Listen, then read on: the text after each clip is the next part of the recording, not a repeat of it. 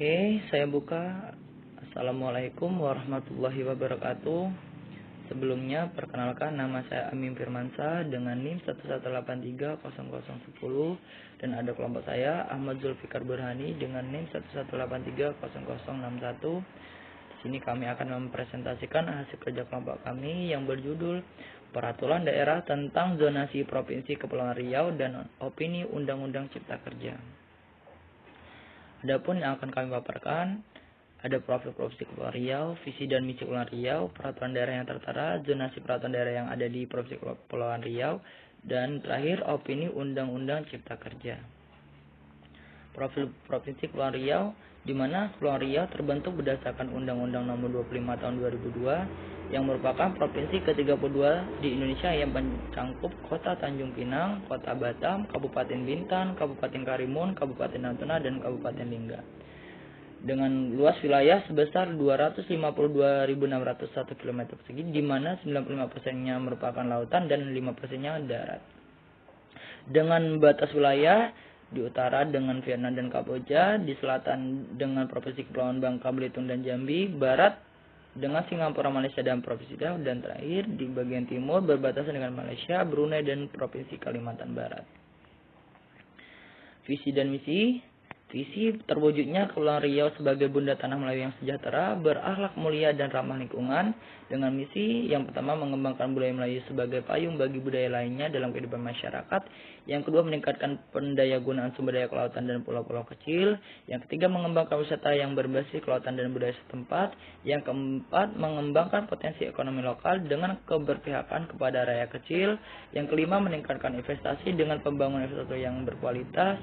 Yang keenam memberdayakan masyarakat melalui pendidikan, kesehatan yang berkualitas. Yang ketujuh mengembangkan etos kerja, disiplin, budi pekerti, dan supremasi hukum.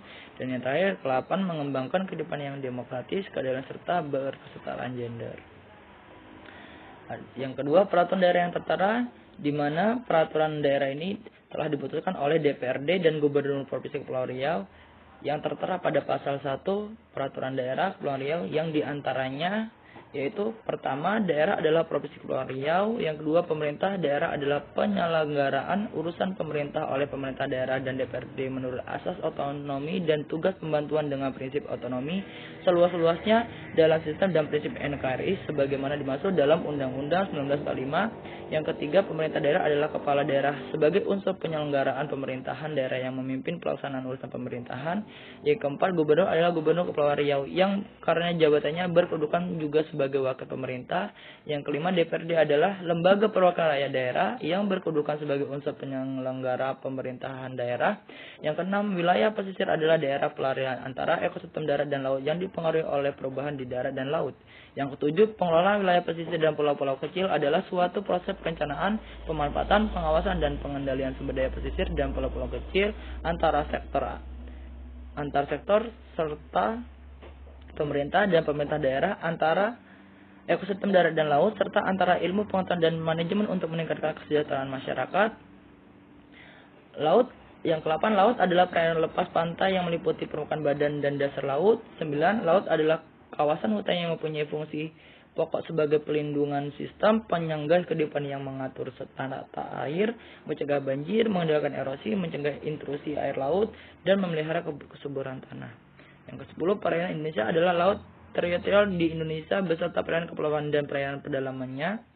Yang ke-11 pulau kecil adalah pulau dengan luas lebih kecil atau sama dengan 2000 km persegi beserta kesatuan ekosistemnya. Yang ke-12 pelabuhan laut adalah pelabuhan yang dapat digunakan untuk melayani kegiatan angkutan laut dan ataupun penyeberangan yang terletak di laut atau sungai.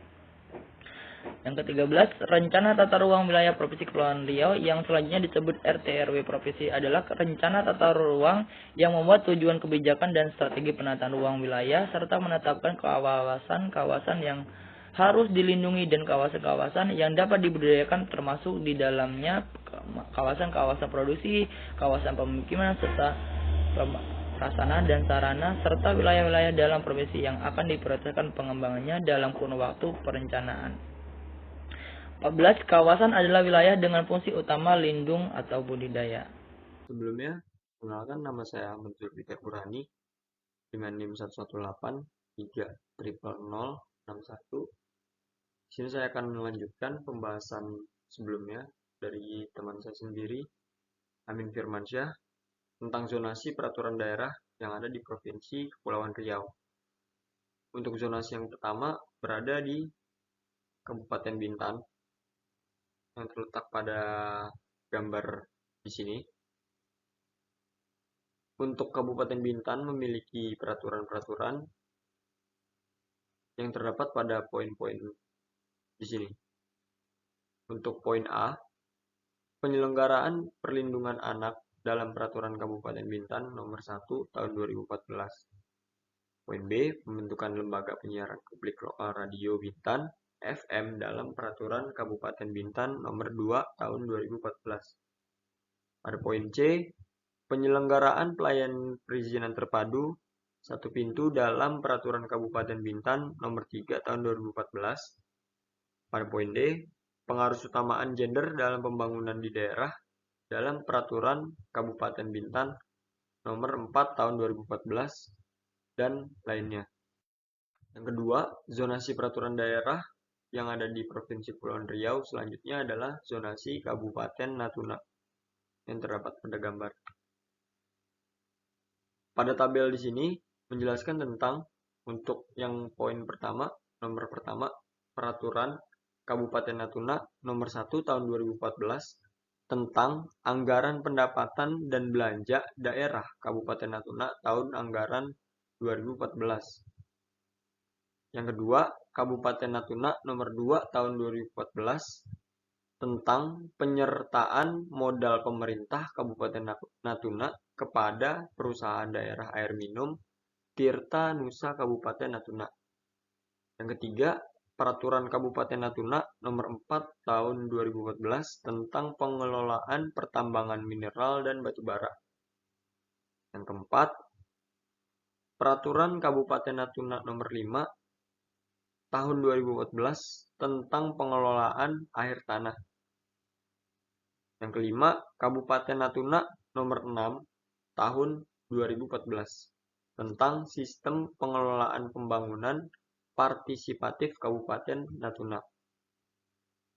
Yang keenam, Peraturan Kabupaten Natuna Nomor 7 Tahun 2014 tentang pengelolaan barang milik daerah. Lalu selanjutnya, zonasi peraturan daerah yang ada di Provinsi Kepulauan Riau. Yang ketiga, zonasi pada Kabupaten Lingga. Dari Kabupaten Lingga sendiri, yang terdapat pada tabel, untuk yang pertama, berisi tentang Peraturan Kabupaten Lingga Nomor 19 Tahun 2010 tentang bea perolehan hak atas tanah dan bangunan. Yang kedua, Peraturan Kabupaten Lingga Nomor 9 Tahun 2010 tentang pendirian dan pengurusan perusahaan daerah EVAF membangun. Yang ketiga, Kabupaten Lingga Nomor 10 Tahun 2010 tentang pembebasan pungutan retribusi penggantian biaya cetak kartu tanda penduduk dan akta kelahiran. Yang keempat, Peraturan Kabupaten Lingga Nomor 11 Tahun 2010 tentang pajak parkir.